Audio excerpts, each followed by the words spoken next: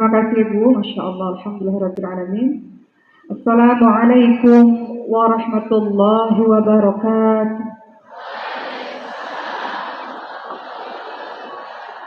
Alhamdulillahirabbil alamin wa bihi nasta'in ala umuri dunya waddin wassalatu wassalamu ala asyrafil anbiya'i wal mursalin wa ala alihi wa sahbihi ajma'in amma ba'd. Rabbi shrah li sadri wa yassir li amri wahlul 'uqdatam min lisani yafqahu qawli. Amin amin ya rabbal alamin. Yang saya hormati Ketua Umum BPMR Masjid Raya Anwar Bapak Dr. Haji Burhanuddin MM. Alhamdulillah, terima kasih Bapak telah mengizinkan saya kemari. Yang saya hormati Ketua Komunitas Hamba Allah Umi Tiana. Assalamualaikum Umi. Dan seluruh ibu-ibu majelis taklim yang saya tidak sebutkan satu persatu, guru-guru kami, para alim ulama, tokoh masyarakat, para ustadz, ustazah, teman-teman semua. Mohon izin saya duduk di atas, karena kalau duduk di bawah nggak kelihatan sampai belakang. Mohon izin ya Bu. Yang saya hormati seluruh teman-teman Pekanbaru, Masya Allah. Saya cerita sedikit boleh Bu? Saya lahir dan besar ini di Batam, Kepulauan Riau. Ya, 16 tahun hidup di tanah Melayu, kemudian berhijrah ke Jakarta, dan banyak saudara-saudara saya juga di Pekanbaru dan sekitarnya. Jadi bahagia sekali bisa kembali pulang ke tanah Melayu ini, Alhamdulillah.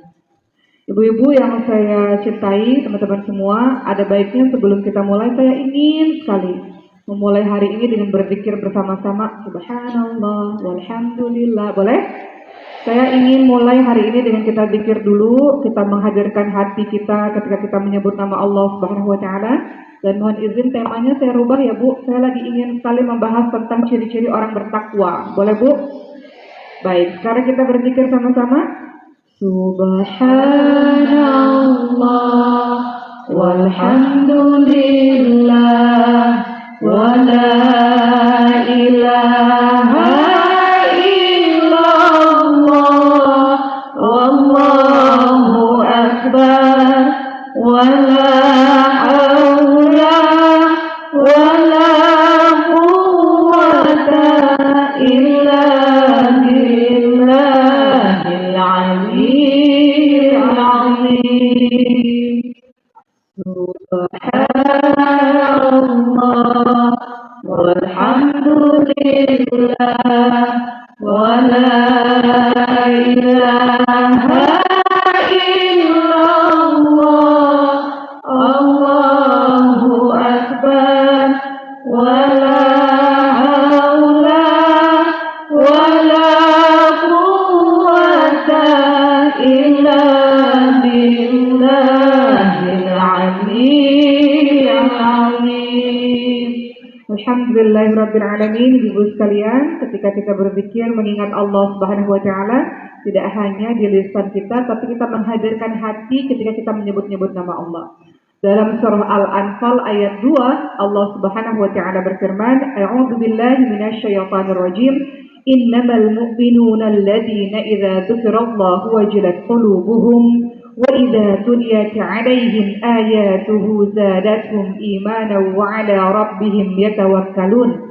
Allah Subhanahu wa taala ingatkan, sesungguhnya orang-orang yang beriman adalah ketika disebutkan nama Allah maka gemetar hatinya, dan ketika dibacakan ayat-ayat Allah maka bertambah kuat keimanannya, dan hanya kepada Allah lah mereka bertawakal.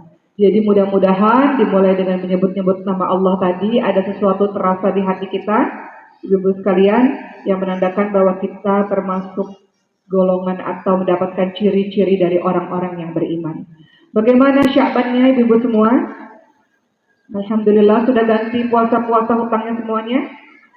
Insyaallah di bulan Sya'ban ini Rasulullah SAW banyak sekali melaksanakan puasa-puasa sunnah. Begitu pula istri beliau Siti Aisyah radhiyallahu anha, beliau banyak sekali membayar hutang puasanya di bulan Sya'ban. Bulan Sya'ban ini ibarat pemanasan sebelum kita memasuki bulan suci Ramadan. Dikatakan bulan Rajab adalah bulannya menanam, bulan Sya'ban adalah bulannya menyiram, dan bulan Ramadan adalah bulannya memanen atau memetik. Ibarat kalau kita mau mengikuti satu kompetisi balap gitu ya misalnya. Mobil itu dipakai balap nggak bisa kalau nggak ada pemanasan dulu, nggak dipanasin dulu mobilnya, nggak dicek dulu alat-alatnya, betul ya Bu ya? Dipastikan semuanya persiapannya yang matang sehingga nanti ketika kompetisi bisa langsung ngegas. Begitu pula seperti Ramadan kita. Tidak bisa tanpa persiapan, langsung totalitas tidak mungkin, harus dengan persiapan-persiapan. Masih ada waktu 2 minggu insya Allah untuk kita melakukan berbagai macam persiapan menyambut bulan suci Ramadan, salah satunya untuk memperbanyak berpuasa, salah satu dari saya, dan memperbanyak interaksi bersama Quran. Dikatakan bahwa bulan Sya'ban itu bulannya para qurra, bulannya para pembaca Quran. Bulan Ramadan syahrul tilawah, syahrul Quran, yang mana Rasulullah banyak sekali bertadarus bersama malaikat Jibril. Saya mau tanya sebelum saya mulai ceramah saya pada hari ini tentang ciri-ciri orang bertakwa. Ibu-ibu punya target khatam berapa kali di bulan suci Ramadan nanti? Saya mau tahu, ada yang ingin khatam 1 bulan 1 kali? Boleh tunjuk tangan? Ada? Tunjuk tangan yang tinggi. Oke. Ada yang ingin, kalau 1 bulan 1 kali udah setiap hari nih, setiap bulan. Saya mau adanya progres di bulan Ramadan. Ada yang di sini ingin khatam 1 bulan 2 kali di bulan suci Ramadan? Tunjuk tangan. Oke, ada ibu sekalian? Coba tunjuk tangan yang tinggi. Oke. Berarti kalau 1 bulan 2 kali khatam, 1 hari berapa juz bacanya? 2 sampai 3 ya Bu ya, sampai 4 gitu lah. Kadang-kadang kita ada 1 hari yang kita mungkin sibuk, ya jadinya cuma baca 1 juz gitu, jadi prepare dulu. Ada yang 1 bulan Ramadan mau khatam 3 kali. Berarti 1 harinya harus 3 sampai 5 juz. Coba tunjuk tangan. Wah, masih banyak. Saya akan stop kalau nggak ada yang tunjuk tangan lagi. Ada yang di sini mau bertekad di bulan suci Ramadan khatamnya 4 kali? Ada? Tunjuk tangan. Masih ada, Masya Allah. Yang ingin khatam 1 bulan Ramadan 5 kali. Ayo kita motivasi teman-teman kita supaya mereka lihat kanan kirinya masih ada yang bersemangat untuk khatam banyak sekali. 1 bulan Ramadan ingin khatam 6 kali, ada? Oke, udah gugur. Masih ada 6 kali. 7 kali khatam, ada? Wow, benar Bu, Masya Allah, masih ada. Yang ingin khatam 8 kali dalam 1 bulan, masih ada, Masya Allah, luar biasa. Saya mau ngecek nih per kota nih, karena kota tertinggi yang saya lihat ada yang ingin 10 kali khatam dan sudah melaksanakannya setiap tahun. Ada yang ingin 9 kali khatam? Nggak ada. Masih ada juga. Masya Allah, ini para penghafal Quran ini udah nggak pakai lihat Quran lagi nih. Ya. Yang 1 juznya mungkin cuma 20 menit mungkin. Ada yang berapa kali? Ada yang 9 kali khatam ingin? Udah selesai. Masih ada Bu, aduh saya jadi malu. Ada yang 10 kali khatam dalam 1 bulan? Masih ada. Wow, Masya Allah. Saya pikir di kota tersebut yang paling banyak, ternyata di Pekanbaru masih banyak juga orang-orang yang bertekad 1 bulan 10 kali khatam. Saya nggak berani bilang 11 kali khatam ya Bu ya, 10 kali khatam aja itu udah luar biasa. Artinya udah nggak ada waktu lagi untuk ngobrol-ngobrol hal-hal yang nggak penting, karena setiap detiknya adalah dia akan terus bersama dengan Quran. Nah, teman-teman yang tadi sudah tunjuk tangan, itu janji kita kepada Allah Subhanahu Wa Taala. Dibuat dari sekarang, kalau ingin sekian kali khatam dalam 1 bulan Ramadan, artinya 1 hari harus berapa juz? Ibu-ibu hitung sendiri. Nanti belum lagi dipotong persiapan lebaran, persiapan buat kue, persiapan buat lontong dan sebagainya. Mudah-mudahan di syahrul Ramadan nanti teman-teman bisa merealisasikan kedekatan bersama dengan Quran. Baik. Sebelum saya mulai, sudah dapat pesan dari panitia untuk mengelilingi kontak infak. Ya, silakan kita memberikan infak terbaik pada hari ini, teman-teman semua. Saya akan memotivasi teman-teman semua untuk memberikan infak terbaik. Boleh panitia, silakan dikelilingi kontak infaknya. Allah Subhanahu Wa Taala berfirman dalam surah Al-Baqarah ayat ke-261. Ada nggak orang yang jatuh miskin karena bersedekah? Kebalikannya ya Bu ya. Orang-orang yang bersedekah itu kebalikannya. Kebalikannya apa? Allah tambahkan rezeki mereka. Kata Allah, berinfaklah, maka Allah akan berinfak kepadamu. Silakan panitia, boleh berkeliling untuk mengelilingi kotak infaknya. Kata Allah Subhanahu Wa Taala dalam surah Al-Baqarah ayat ke-261. A'udzu billahi minasy syaithanir rajim. مثل الذين ينفقون أموالهم في سبيل الله كمثل حبة أنبتت 7 سنابل في كل سنبلة 100 حبة Wallahu yudha'ifu liman yasha'. Wallahu wasi'un 'alim.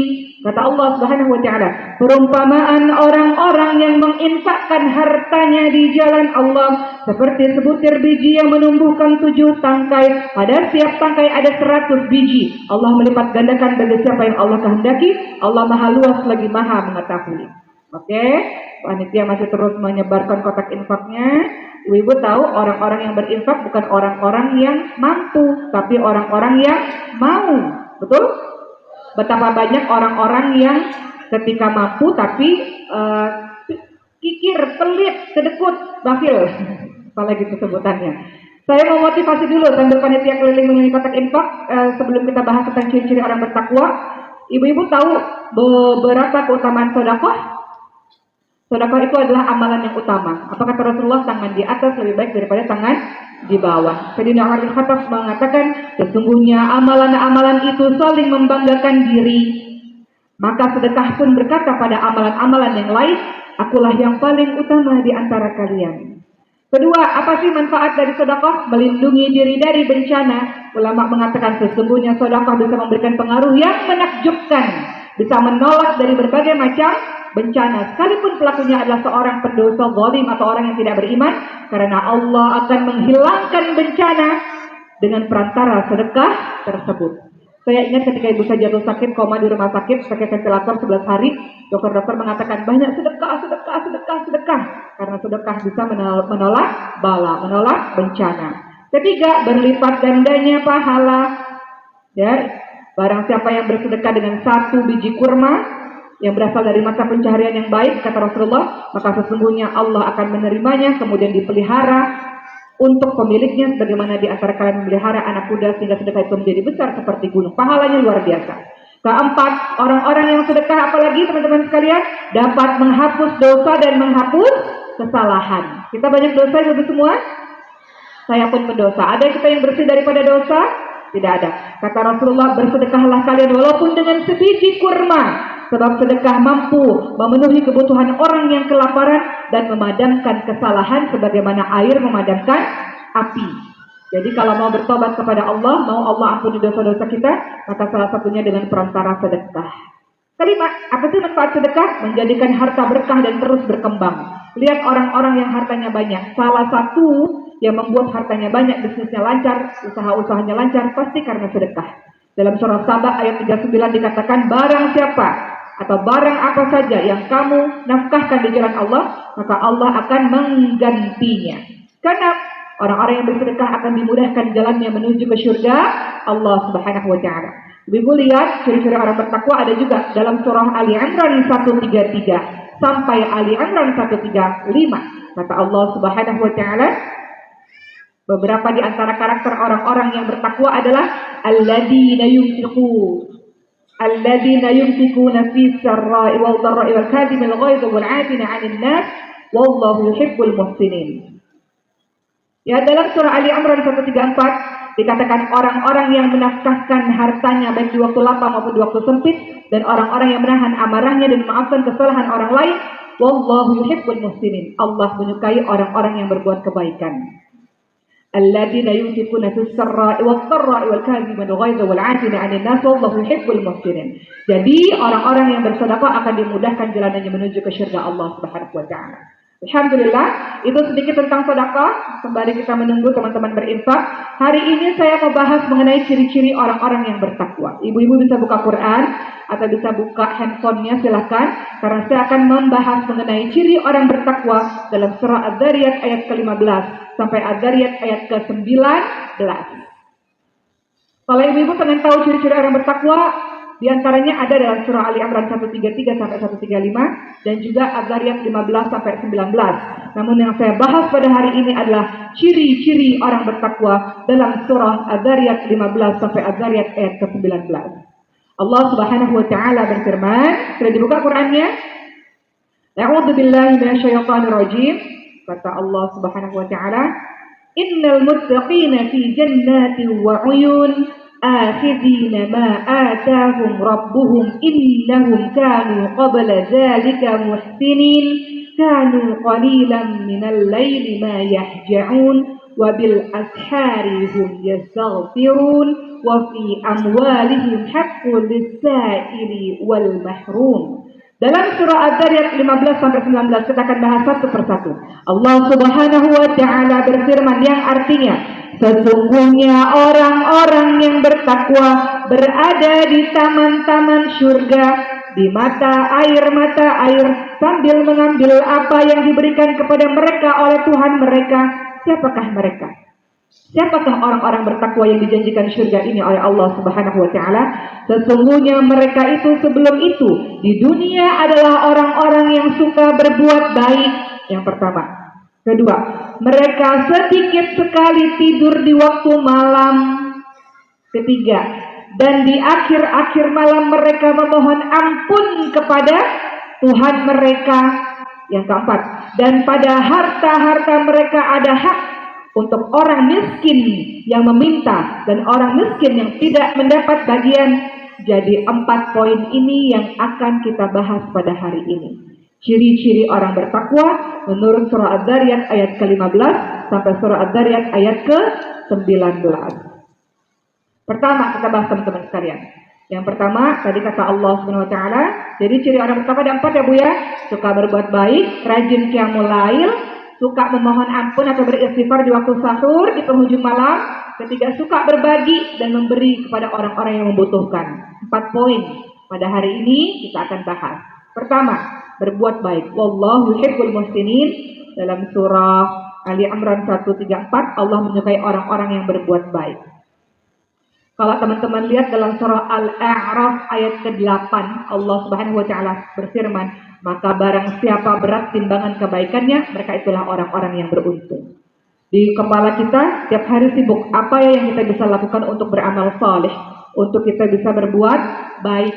Kita berbuat baik bukan untuk orang lain, kita berbuat baik untuk diri kita sendiri, karena Allah Subhanahu wa taala ingatkan, in ahsantum li anfusikum wa in asatum falaha. Kebaikan yang engkau semua lakukan kembali untuk dirimu sendiri.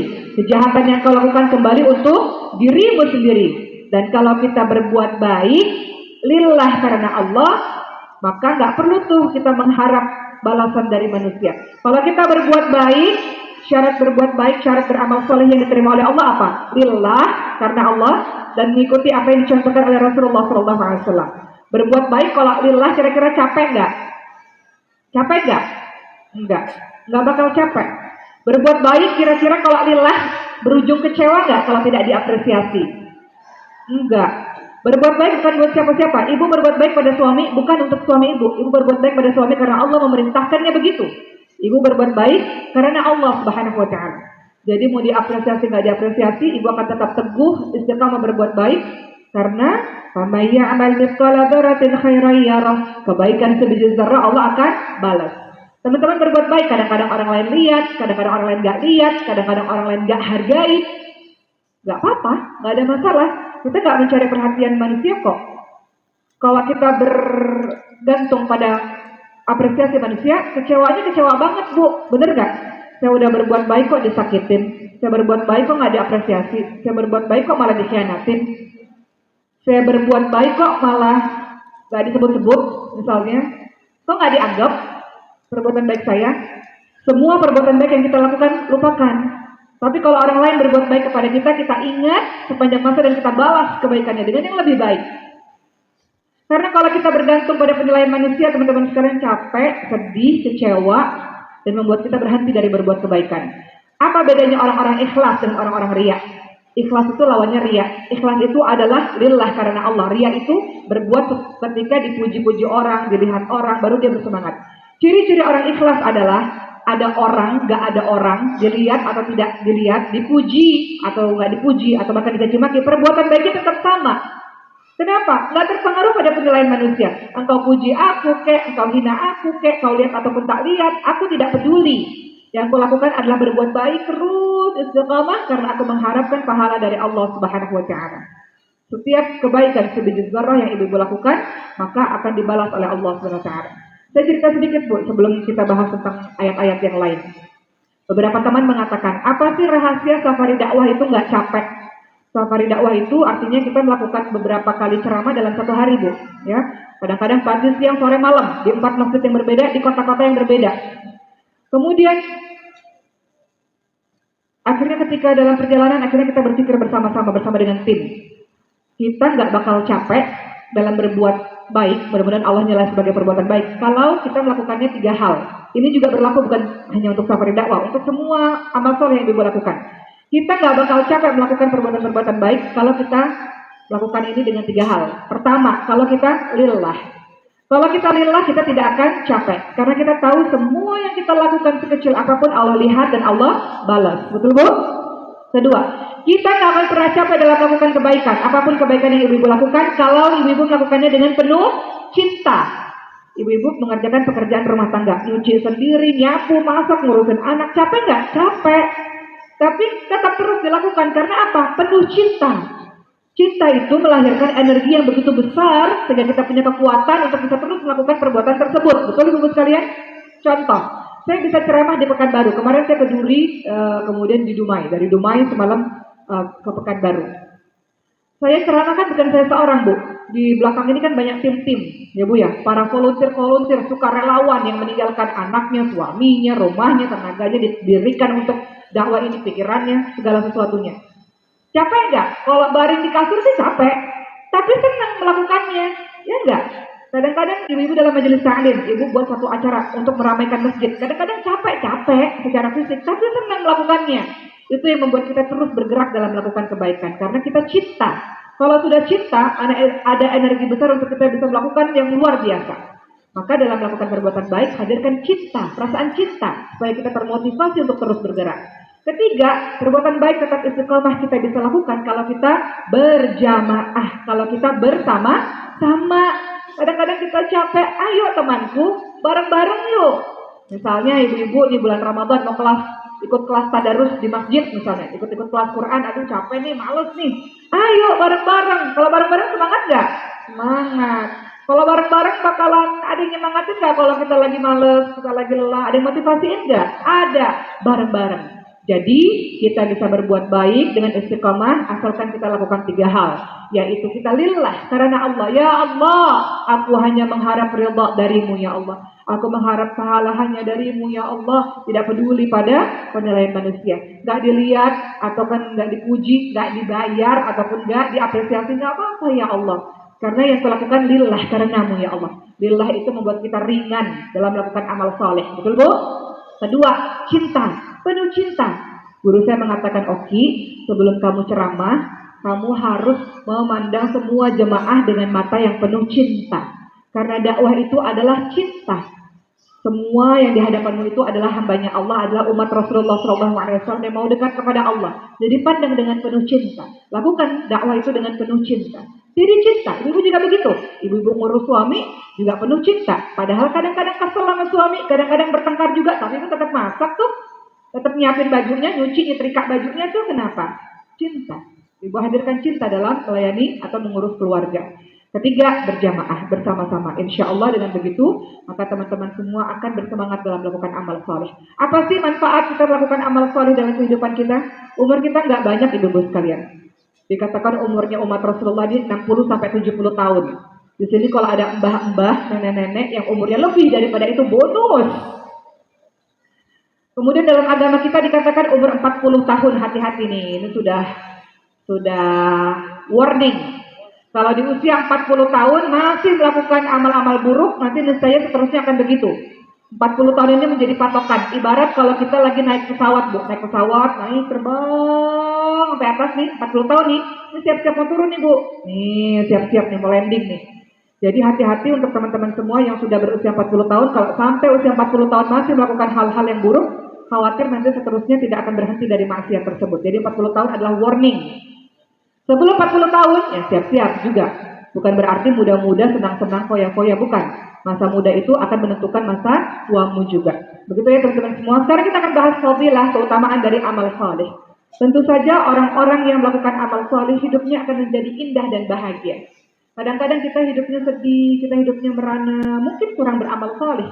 Kalau kita berbuat baik, entah kenapa hati kita jadi bahagia loh teman-teman semua, ya enggak? Kalau kita membuat orang lain bahagia, kita jadi lebih bahagia. Fadilah amal soleh yang pertama adalah membuat hidup kita menjadi indah di dunia dan di akhirat. Teman-teman lihat dalam surah An-Nahl ayat ke-97. Dalam surah An-Nahl ayat 97 Allah Subhanahu wa taala berfirman, barang siapa yang mengerjakan amal saleh baik laki-laki maupun perempuan dalam keadaan beriman, sesungguhnya Allah berikan kepadanya kehidupan yang baik dan kami berikan kepadanya balasan kepada mereka dengan pahala yang lebih baik. Ibu-ibu, kalau ibu-ibu berbuat kebaikan, ibu-ibu nyadar gak? Perbuatan kebaikan itu sesungguhnya akan menolongmu suatu hari nanti. Kata Rasulullah, barang siapa yang menghilangkan kesulitan dari seorang muslim, dari saudaranya, maka Allah pun akan menghilangkan kesulitan darinya. Artinya, kalau kita berbuat baik pada orang lain, Allah pun akan berbuat baik pada kita. Saya cerita sedikit boleh ya Bu? Ini yang membuat saya tersadar. Ketika ibu saya sakit Bu, di kota Mekah kemarin ketika haji kemarin, tiba-tiba serangan jantung dan koma 11 hari dengan ventilator di ruang ICU pada saat itu. Dan sudah 11 hari dokter mengatakan kita harus pindahkan ke rumah sakit yang lain karena kita mau melakukan tracheostomy karena tidak mungkin ibu kamu pakai ventilator terus-menerus karena membahayakan dirinya. Badannya sudah bengkak-bengkak diikat di atas kasur. Biasanya kalau orang ICU, kalau ibu punya pengalaman, itu badannya bengkak-bengkak Bu. Kemudian ketika bersiap-siap hendak dibawa ke rumah sakit lain, tiba-tiba ajaibnya ibu-ibu sekalian, tiba-tiba ibu saya boleh pulang. Akhirnya dirawatlah di hotel di kota Mekah pada saat itu. Dan dokter menyuruh segera pulang ke Indonesia. Pada saat itu saya bingung gimana bawa orang yang baru selesai dari ICU, itu saya masih baring gak bisa ngapa-ngapain. Bagaimana pulang ke Indonesia? Singkat cerita Allah mudahkan, sampai di Indonesia masuk ICU lagi. Ya ibu-ibu sekalian, 5 hari. Kemudian dokter mengatakan pada saat itu mungkin ya alhamdulillah bertahan, tapi mungkin pakai alat ataupun dokter tidak bisa mengatakan wallahu a'lam, kalaupun sembuh keajaiban. Sedikit kejadian seperti itu karena ibu saya sudah berhenti nafas, sudah nggak ada nafasnya buat 5 menit, makanya di CPR pada saat itu, pada saat tubuhnya sudah dingin dan sudah pucat ketika di kota Mekah. Singkatnya, alhamdulillah setelah 7 bulan kejadian dari tahun lalu haji, sekarang ibu saya sehat, alhamdulillah, berenang seperti biasa, keluar kota seperti biasa, alhamdulillah. Kemudian seorang teman berkata, Oki, kamu sadar nggak sih apa yang terjadi kepada ibumu ketika semua orang mengatakan ajaib, peristiwa ini ajaib? Jarang terjadi orang yang sudah henti nafas kemudian bisa kembali sehat seperti sedia kala. Kata beliau, mungkin kata beliau, mungkin. Pernah nggak kamu berpikir mungkin ada kebaikan-kebaikan yang kamu lakukan, mungkin yang mana dengan kebaikan kamu itu orang-orang mendoakan dirimu sehingga doa-doa mereka yang ikhlas itu mustajab didengarkan oleh Allah Subhanahu wa taala. Ibu-ibu kalau kita buat baik, bukan enggak mungkin orang lain mendoakan kita di sepertiga malam terakhirnya. Betul ibu-ibu sekalian? Ibu-ibu kan enggak pernah tahu ketika ibu berbuat baik, orang terkesan di hatinya mereka dan mereka menyebut nama ibu semua dalam doanya mereka. Dan doa itulah yang didengarkan oleh Allah Subhanahu wa taala. Saya nggak pernah tahu ibu-ibu sekalian ketika saya ceramah ini, mungkin ada satu di antara ribuan orang di sini mendoakan saya di malam hari. Yang doa itu ternyata dikabulkan oleh Allah Subhanahu wa taala. Itulah pentingnya kita berbuat baik teman-teman sekalian. Kita tidak pernah tahu doa-doa orang soleh mana yang ketika mereka terkesan dengan perbuatan kita, yang doa itu didengarkan oleh Allah Subhanahu wa taala dan Allah bisa menolong kita. Jadi jangan lelah dalam berbuat baik teman-teman semua. Perbuatan baikmu bukan untuk orang lain. Perbuatan baikmu untuk dirimu sendiri. Suatu ketika kau dalam keadaan sulit dan Allah membantumu sebagaimana kau pernah menolong orang lain dalam keadaan sulit. Bisa ibu-ibu sekalian? Kata teman saya, mungkin ada perbuatanmu atau mungkin ada kata-katamu dalam dakwah yang tiba-tiba menyentuh hati orang dan orang itu berdoa untukmu. Doa orang itulah, orang yang soleh itulah yang didengarkan oleh Allah Subhanahu wa taala. Jadi, saya ingin memotivasi teman-teman semua, yuk setiap hari harusnya kita gelisah kalau kita belum berbuat baik. Saya mau berbuat baik apa ya? Ambil peran Bu. Kalau ada kesempatan berbuat baik, ambil peran itu. Karena apa? Kebaikanmu itu akan kembali kepada dirimu sendiri. Jadi orang-orang yang mengerjakan perbuatan baik, kata Allah dalam surah An-Nahl ayat ke-97, maka sesungguhnya akan kami berikan kehidupan yang baik kepadanya. Dan Allah berikan pahala kepadanya dengan pahala yang lebih baik dari apa yang telah mereka kerjakan. Berikutnya teman-teman semua, amal soleh itu membuat kita bahagia. Tadi saya katakan, membuat kita sangat bahagia. Makanya banyak tuh volunteer sukarelawan, rela nggak dibayar. Kenapa? Ada kebahagiaan yang nggak bisa diukur dengan uang. Betul ibu sekalian? Kita berbuat baik, ada sebuah kebahagiaan yang kita rasakan yang nggak bisa diukur oleh apapun. Berbuat baik itu membuat kita ketagihan. Kita bisa berbuat baik apalagi ya. Ingat, kita dibuat atau diciptakan oleh Allah Subhanahu wa taala bukan untuk diri sendiri saja. Apa kata Allah? Kuntum khaira ummah ukhrijat lin-nas ta'muruna bil ma'ruf wa tanhauna 'anil munkar.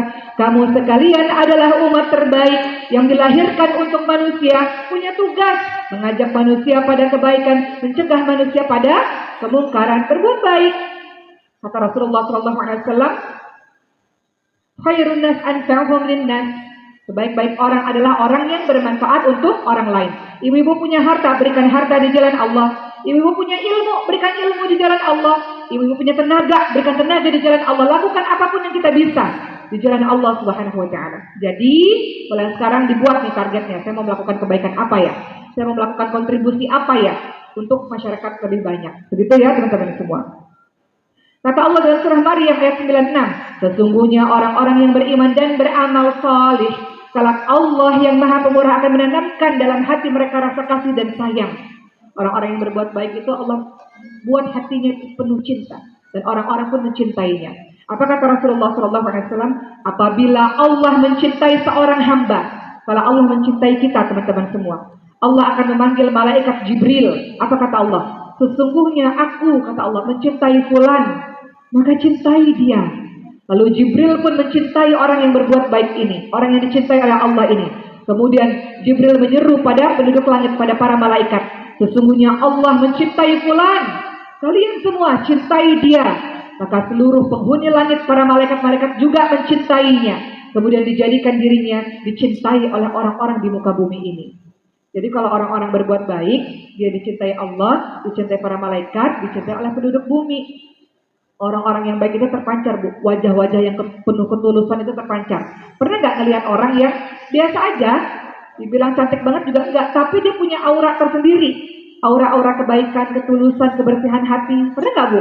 Dan kita senang banget melihat wajahnya. Kalau kita melihat wajahnya berdekatan dengannya, kita jadi ingat kepada Allah Subhanahu wa taala. Ini orang-orang yang Allah pancarkan cahaya di wajahnya, teman-teman semua. Orang-orang yang dalam setiap harinya senantiasa berbuat baik, Masya Allah. Ya, banyak sekali pembahasan ini sebetulnya Bapak sekalian, tapi saya akan berlanjut kepada yang berikutnya. Ya, jadi orang-orang yang berbuat baik itu biasanya Allah akan pancarkan cahaya di wajahnya. Kenapa? Karena kebaikannya dia. Jadi semangat untuk berbuat baik. Kedua, tadi dikatakan apa dalam surat Zariyat 15 sampai ayat ke 19. Ciri-ciri orang bertakwa yang kedua adalah qiyamul lail. Qiyamul lail itu apa? Menghidupkan malam. Termasuk sunnah yang sangat-sangat dianjurkan. Ciri-ciri dari orang-orang bertakwa. Kata Rasulullah SAW. Di surga itu terdapat kamar-kamar yang bagian luarnya terlihat dari dalam dan bagian dalamnya terlihat dari luar. Allah menyediakannya bagi orang-orang yang suka memberi makan. Surga itu akan diberikan kepada orang yang melembutkan perkataan. Surga seperti itu akan Allah berikan kepada orang-orang yang senantiasa berpuasa dan sholat malam pada saat manusia-manusia lain tertidur. Kata Rasulullah, Allah turun ke langit dunia di sepertiga malam terakhir. Siapapun yang minta Allah akan berikan. Siapapun yang doa Allah akan kabulkan. Siapapun yang minta ampun Allah akan ampuni. Kapan itu? Di sepertiga malam terakhir. Bangun teman-teman semua. Bangun walaupun hanya dengan sholat 2 rakaat. Kalau mau lebih panjang, teman-teman bisa sholat tahajud, bisa sholat taubat, bisa sholat hajat, bisa sholat witir, berzikir dengan mengalirkan air mata. Bukankah Rasulullah katakan di padang mahsyar nanti ada 7 golongan yang akan Allah naungi. Ibu tahu keadaan ibu semua di padang mahsyar seperti apa? Ketika kita meninggal dunia, masuk alam kubur, dibangkitkan kembali ke padang mahsyar. Matahari diletakkan 1 mil di atas kepala kita. Itu kalau kita di dunia udah terbakar, itu bumi ini sudah terbakar. Dan kita ini ditenggelamkan dengan keringat kita masing-masing. Ada yang semata kaki, ada yang selutut, ada yang tenggelam sampai ke hidungnya. Namun ada orang-orang yang Allah naungi. Siapa mereka? Salah satunya adalah orang yang terus menangis dalam kesendiriannya kepada Allah Subhanahu wa taala. Kapan itu dalam kesendirian? Di sepertiga malam terakhir. Kenapa salat malam itu afdal, lebih baik dibandingkan dengan yang lain-lainnya? Karena pada salat malam hati dan lisan kita lebih khusyuk. Betul? Nggak ada siapa-siapa. Cuma kita sama Allah Subhanahu wa taala. Dia afdal kenapa? Karena kita bisa lebih khusyuk. Kemudian kenapa salat malam itu lebih afdal? Karena menjauhkan diri kita dari riya. Nggak ada orang lihat. Betul, Bu? Ikhlas, lillah, karena Allah Subhanahu wa taala. Kenapa salat malam atau menghidupkan malam itu afdal? Karena dilakukan pada saat semua orang, sebagian besar orang beristirahat. Orang-orang lebih suka tidur di waktu malam dibanding bangun menghadap kepada Tuhannya. Yang hanya bisa melakukan seperti ini hanya orang-orang pilihan, ibu-ibu sekalian, teman-teman semua. Hanya orang-orang pilihan saja. Tidak semua orang bisa melakukannya. Teman-teman tahu ketika teman-teman tidur itu setan membuat banyak sekali ikatan di diri kita. Kata Rasulullah, setan itu membuat 3 ikatan di leher kita ini. Tidur, ibu-ibu tidur kan? Ketika ibu-ibu mau bangun, setan bilang tidur, malam masih panjang, dingin, tidur, pakai selimut lagi. Itu kata setan tuh. Ikatannya nggak lepas tuh. Kemudian ketika kita bangun, kita berpikir, Alhamdulillahirrabbilalamin, subhanallah, alhamdulillah, la ilaha illallah, Allahu akbar, dan zikir-zikir lainnya, mulailah lepas satu ikatan. Setan nggak berhenti, tidur lagi, tidur. Tapi kalau kita memilih untuk bangun setelah berpikir, bangun, kemudian kita berwudu, maka lepas satu ikatan lagi. Wah, gagal nih kata syaitan. Udah 2 ikatan lepas. Setelah wudu, kemudian kita akhirnya melakukan sholat, maka lepaslah ikatan yang terakhir. Maka Rasulullah katakan dalam riwayat Bukhari Muslim, di pagi hari orang-orang yang sholat malam ini, maka dia akan bersemangat, dia akan bergembira. Jika dia tidak melakukannya, tidak sholat malam, bangun kesiangan, maka dia tidak akan ceria dan dia jadi malas. Pernah nggak punya perasaan, aduh bangun kesiangan, sholat subuh jam 9 pagi, misalnya. Sholat subuh atau sholat duha. Sholat subuhnya jam 9 pagi, bangun. Pasti nggak bersemangat pada hari itu. Perasaannya nggak enak pada hari itu. Pernah nggak ngalamin? Tapi kalau orang-orang yang bangun di awal hari, dia sudah berwudu, dia berzikir, dia sholat, Masya Allah. Janji Allah SWT, kata Rasulullah, maka dia akan bersemangat dan dia akan bergembira. Jadi teman-teman semua, maka betul lah, salah seorang ulama mengatakan barang siapa yang banyak mengerjakan sholat malam di malam hari, maka wajahnya akan berseri-seri di pagi hari.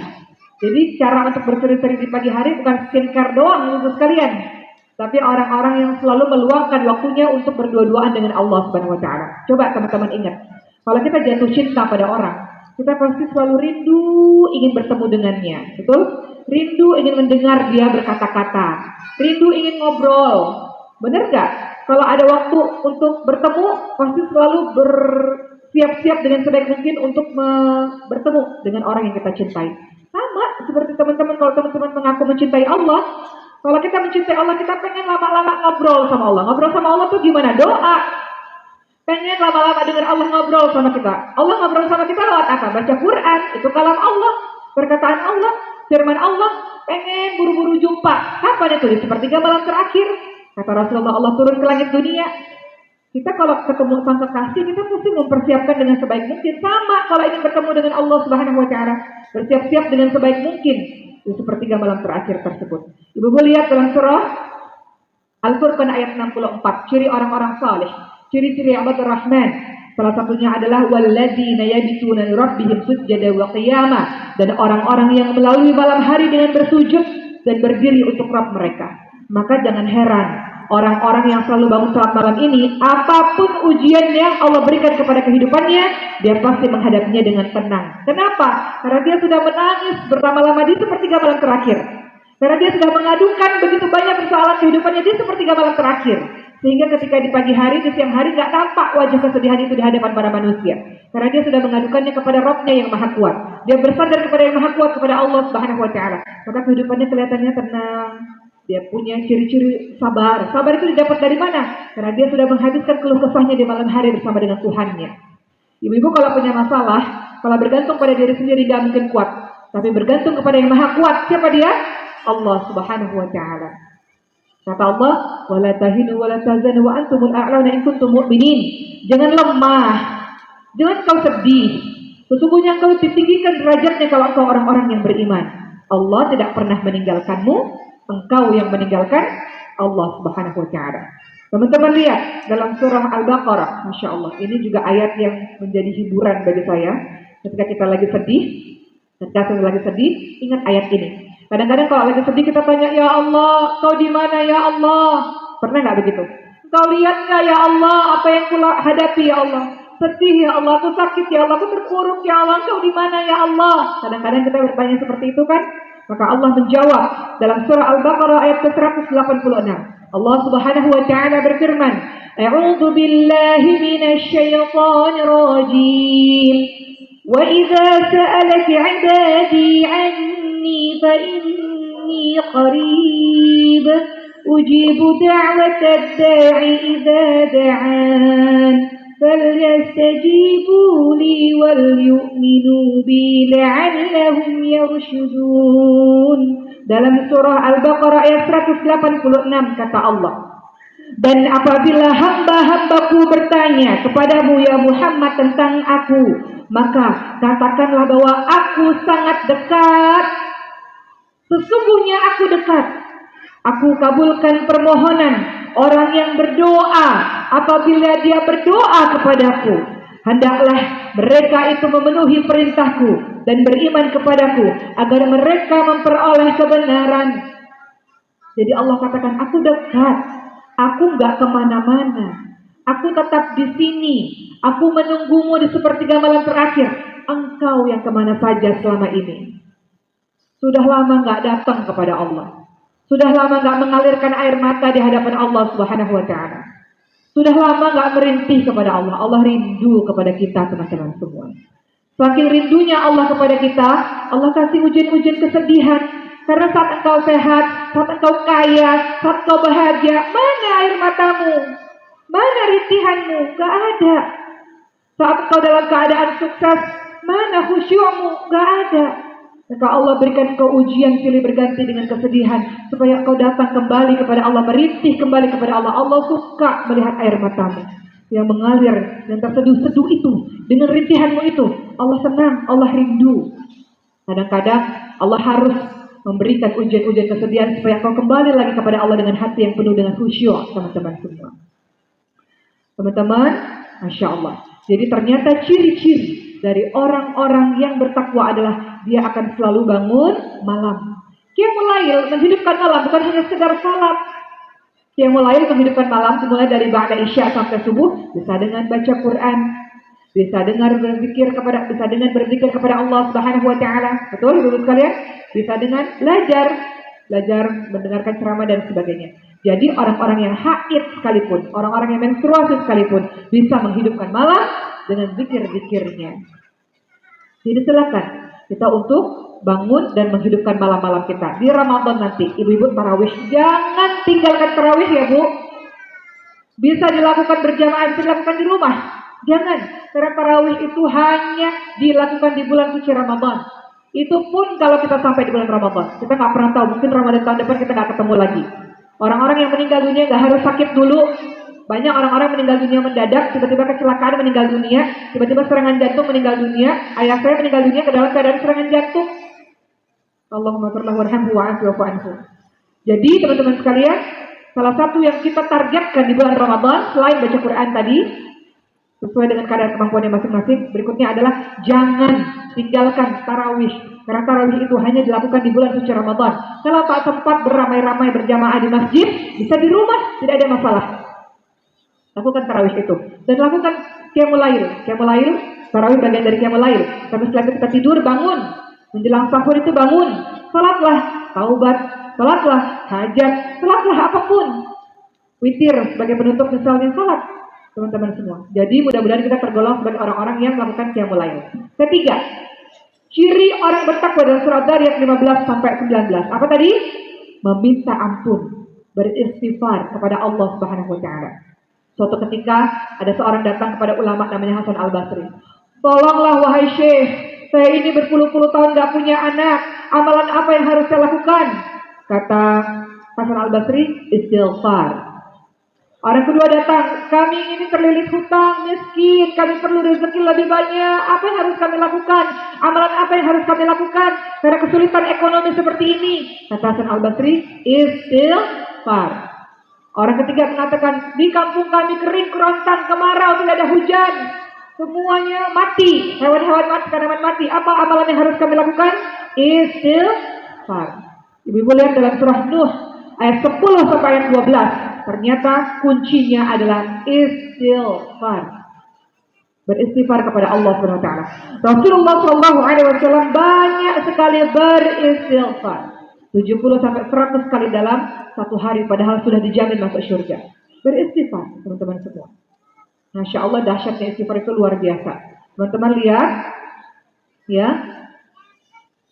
Dalam surah Al-Fath ayat 1 sampai 2 Allah Subhanahu wa taala berfirman, sesungguhnya kami telah memberikan kepadamu kemenangan yang nyata supaya Allah memberikan ampunan kepadamu terhadap dosamu yang telah lalu dan yang akan datang serta menyempurnakan nikmat-Nya atasmu dan memimpin kamu kepada jalan yang lurus. Istighfar. Saya mau cerita dua kisah yang menggugah hati tentang istighfar, teman-teman semua. Bagaimana istighfar itu membuat kita doanya mudah didengar oleh Allah. Teman-teman yang berdoa kepada Allah, ud'uni astajib lakum, kata Allah, berdoalah kepadaku maka akan aku perkenankan bagimu. Semua doa dikabulkan, Ibu sekalian. Kata Rasulullah, semua doa dikabulkan dengan 3 cara. Engkau hari ini minta, Allah langsung kasih. Engkau berdoa, Allah ganti dengan yang lebih baik dan menghilangkan dari keburukan. Ketiga, engkau berdoa, Allah kabulkan dengan cara, doa adalah bagian dari ibadah dan ibadah-ibadahmu itu akan mendapatkan pahala di hari akhir.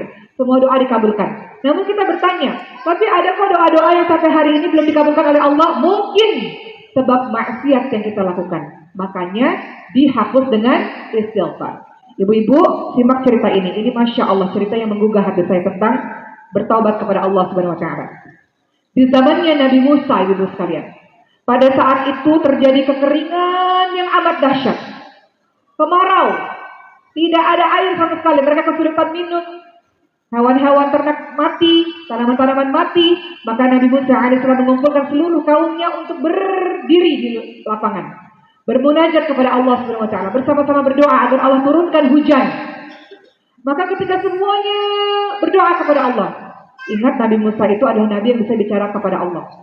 Kata Allah, wahai Musa, saya tidak bisa mengabulkan doa kalian semua karena di antara puluhan orang ini ada satu ahli maksiat yang belum bertaubat kepada Allah.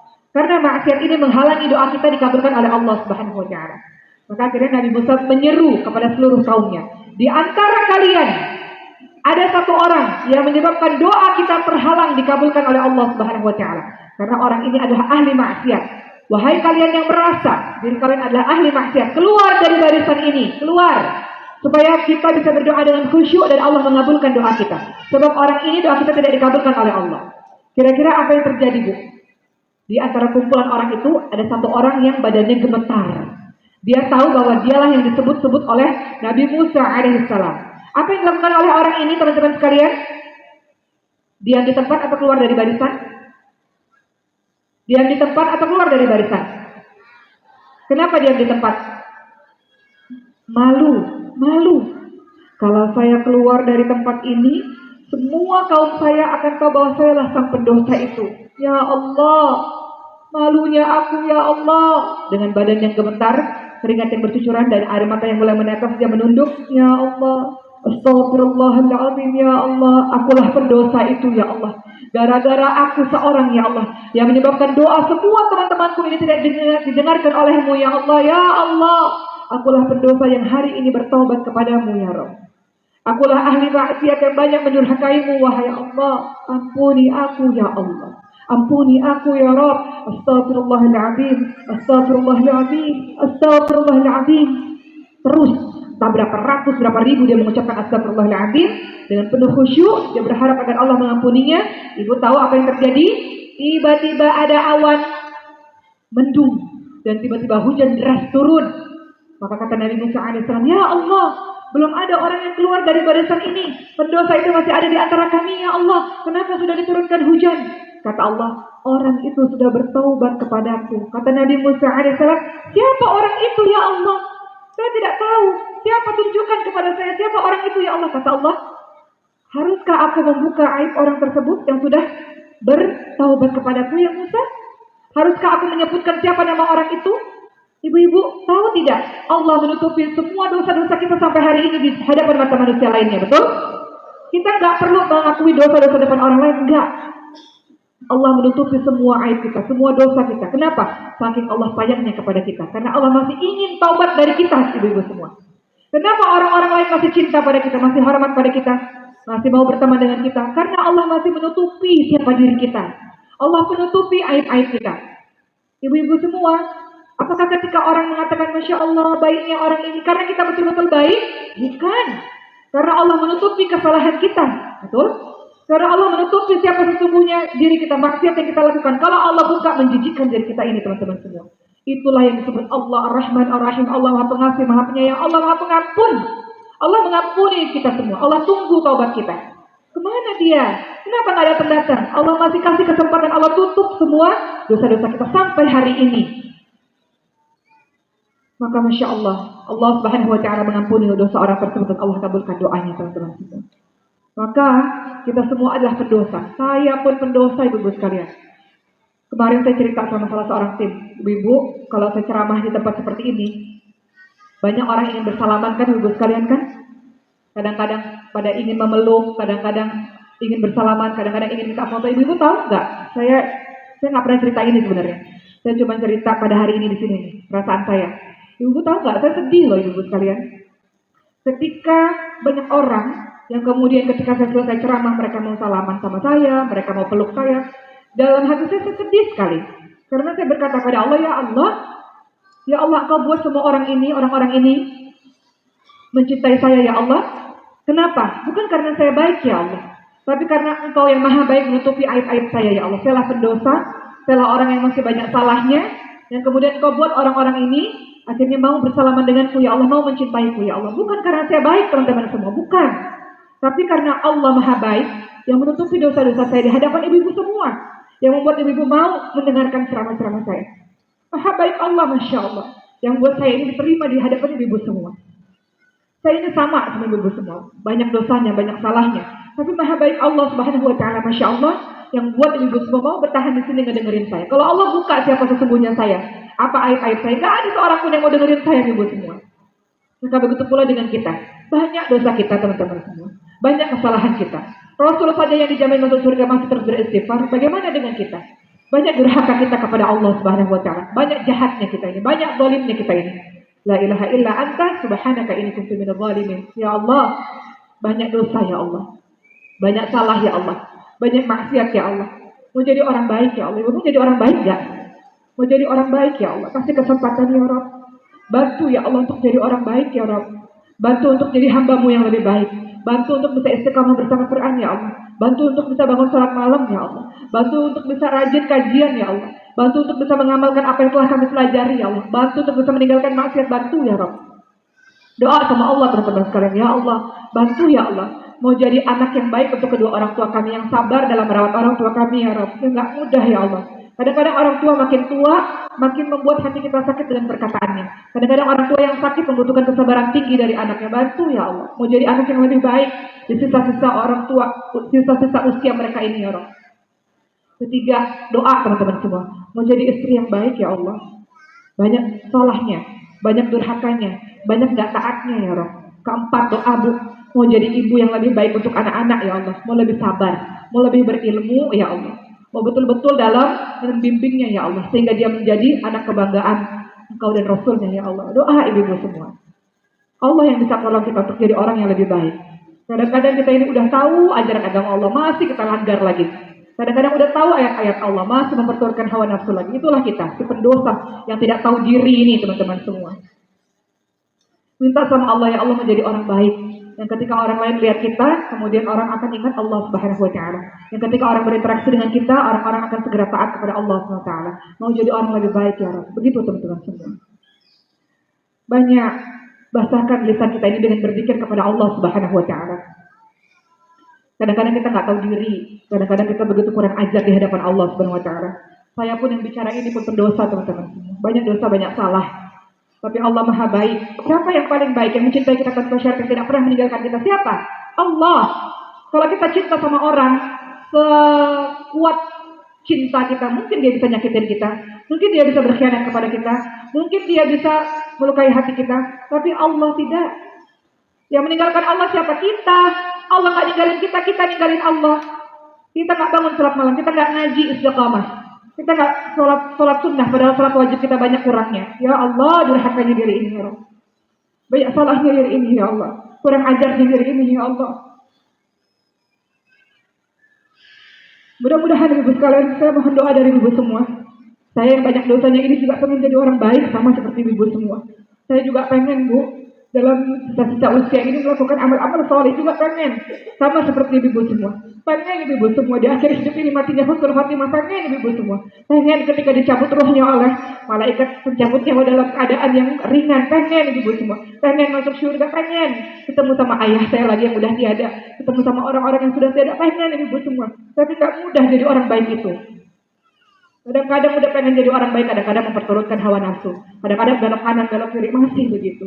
Maka kita minta kepada Allah Subhanahu wa taala, Rabbana la tuzigh qulubana ba'da idh hadaitana wa hab lana min ladunka rahmah innaka antal wahhab. Jangan ya Allah, jangan condongkan hati kami pada kesesatan, kepada kemaksiatan setelah Kau berikan petunjuk kepada kami ya Rabb. Kita mau jadi orang baik kan teman-teman semua. Maka kita saling mendoakan satu sama lain, mudah-mudahan di bulan Sya'ban ini menjadi momentum ya Allah menjadi orang baik. Kasih kekuatan untuk bisa meninggalkan kemaksiatan. Kasih kekuatan ya Allah untuk bisa istiqamah dalam berbuat baik. Ya muqallibal qulub tsabbit qalbi ala dinik. Engkau yang Maha membolak-balikkan hati ya Allah. Tetapkan hati kami atas agama-Mu, atas ketaatan kepadamu ya Rabb. Terakhir, sebelum saya usai pada hari ini teman-teman semua, ciri-ciri orang saleh berikutnya tidak hanya memperbanyak beristighfar, dia merasa rendah di hadapan Allah Subhanahu wa taala. Ibu kalau sujud, apa yang ibu katakan? Subhana rabbil a'la. Kita puji-puji Allah, kita katakan Engkau yang maha tinggi ya Allah. Engkau yang maha tinggi, aku yang rendah. Aku yang berdosa ini datang kepadamu ya Rabb. Dengan sujudku ini kepadamu ya Allah. Banyak sujud, seperti malam terakhir. Banyak doa kepada Allah Subhanahu wa ta'ala. Kita ini makhluk yang lemah tak berdaya. Yang gak bisa menjalankan kehidupan ini tanpa pertolongan dari Allah Subhanahu wa ta'ala. Jangan lari daripada Allah. Siapa yang akan menolongmu? Kembali kepada Allah Subhanahu wa ta'ala. Fafirru ilallah, berlari menuju kepada Allah Subhanahu wa ta'ala. Terakhir, ciri orang-orang yang bertakwa berikutnya adalah orang-orang yang gemar bersedekah, gemar berinfak. Ya ibu sekalian, tadi saya sudah ceritakan banyak sekali manfaat-manfaat dari orang-orang yang berinfak. Agama kita ini indah teman-teman sekalian. Di detik-detik wafatnya Rasulullah SAW, apa kata Rasulullah? Jagalah salat, jagalah hubunganmu dengan Allah, dan jagalah orang-orang yang lemah di antara kalian. Hablum minan nas. Engkau hidup tidak seorang diri teman-teman sekalian. Sebagaimana Allah berbuat baik kepadamu, sebagaimana Allah menolong kehidupanmu berkali-kali, maka tolonglah hamba-hamba Allah yang lainnya. Dengan rezeki yang kau punya, berbagilah kepada mereka. Niscaya mudah-mudahan dengan begitu, engkau merealisasikan keimananmu dengan menjaga hubungan baikmu dengan Allah dan menjaga hubungan baikmu dengan sesama manusia. Terakhir sekali, saya mau ingatkan kepada diri saya dan kita semua teman-teman semua. Kata Rasulullah SAW kepada para sahabat-sahabatnya, aku merindukan perjumpaan dengan saudara-saudaraku. Kata para sahabat, siapa ya Rasulullah? Kami ini saudara-saudaramu. Kami ada di hadapanmu pada saat ini ya Rasulullah. Kata Rasulullah, bukan. Kalian semua adalah sahabat-sahabatku. Aku merindukan perjumpaan dengan saudara-saudaraku, yaitu mereka yang beriman kepada Allah dan Rasulnya padahal mereka belum pernah melihatku. Rasulullah SAW merindukan perjumpaan dengan kita semua teman-teman semua. Rasulullah SAW mati-matian nanti di padang mahsyar dan hari akhir nanti untuk membela kita teman-teman semua. Kalaulah kita bayangkan saat ini Rasulullah SAW berdiri di hadapan kita, engkau mau bicara apa kepada Rasulullah? Engkau mau mengatakan apa kepada Rasulullah? Engkau mau mengatakan apa? Ya Rasulullah, maafkan kami ya Rasul, belum jadi umatmu yang baik. Ya Rasulullah, maafkan kami ya Rasul, belum bisa melanjutkan perjuangan dakwah ini ya Rasulullah. Belum jadi apa-apa ya Rasulullah. Ya Rasulullah, maafkan kami ya Rasulullah. Masih banyak di antara kami yang bertikai, yang bermusuhan. Masih banyak di antara kami yang punya penyakit hati, benci, iri, dengki, dendam. Maafkan kami ya Rasulullah. Mau ngomong apa ibu sekalian? Itu tentang Rasulullah. Yang membuat kita, insya Allah di bulan Sya'ban ini, mau jadi orang baik. Amin ya Rabb. Mau lebih dekat kepada Rasulullah SAW dengan menjalankan sunnah-sunnah Rasulullah. Mau lebih dekat dengan Quran. Ibu-ibu tahu, ada satu kisah di mana pada suatu hari seluruh penghafal Quran dikumpulkan di satu tempat. Lalu mereka diberikan Al-Quran. Kemudian kata orang tersebut, buka Qurannya. Masing-masing pembaca Quran ini membuka Quran tersebut. Dan Quran itu kosong, lembaran-lembarannya kosong. Kata mereka, kamu bercanda, kamu memberikan Quran yang kosong. Kenapa? Kata para pembaca Quran, kata para penghafal Quran. Kata orang ini, bayangkan. Kalau hari itu benar-benar terjadi, di saat lembaran-lembaran Quran ini tidak lagi berisi ayat-ayat Quran. Ketika Quran ini hilang, tidak lagi kau menemukan ayat-ayat Quran. Apa yang terjadi kepada para pembaca Quran tersebut, kepada para penghafal Quran? Semua mereka menangis, ibu-ibu sekalian. Aku tidak bisa membayangkan kalau hal itu terjadi. Hafalan Quranku tidak lagi sempurna di dalam otakku ini. Kalau lembaran-lembaran itu tiada, ayat-ayat itu tiada, bagaimana kami bisa mengingat ayat-ayatmu ya Allah? Ibu semua, sekarang ayat-ayat ini masih ada dalam mushaf ini. Masih ada. Kelak dia akan hilang di hari akhir nanti. Masih ada kesempatan untuk engkau bisa berinteraksi dengan Quran. Quran ini menjadi sahabat terbaikmu dunia dan akhirat, ibu sekalian. Di alam kubur nanti dia datang untuk memberikan pertolongan kepadamu. Di hari akhir nanti dia datang untuk memberikan pertolongan kepadamu. Hari ini kau bersahabat dengan siapa? Bersahabat dengan Quran. Sebelum Quran itu lenyap, sebelum Quran itu hilang, baca, hafalkan. Dalam setiap hari-harimu berinteraksi dengannya, dialah sahabat terbaikmu teman-teman. Sahabat terbaik kita yang akan membersamai diri kita di dunia. Dia membuat hatimu tenang. Hidupmu akan selalu baik-baik saja selama engkau bersama dengan Quran. Di hari akhir dia pun akan membela mati-matian. Dia akan katakan, ya Allah tolong dia. Dia baca di waktu siang, dia baca di waktu malam. Gara-gara aku dia kurang tidur ya Allah. Gara-gara aku dia sibukkan dirinya hanya untuk membacaku ya Allah. Tolong dia ya Allah. Quran, sahabat terbaik kita. Maka insya Allah mudah-mudahan hari ini kita sudah membahas mengenai ciri-ciri orang bertakwa. Allah bantu kita ibu-ibu sekalian untuk menjadi orang-orang bertakwa tersebut. Kita akhiri sebelum kita lihat sebuah video dengan doa Allahumma arhamna bil Quran. Boleh?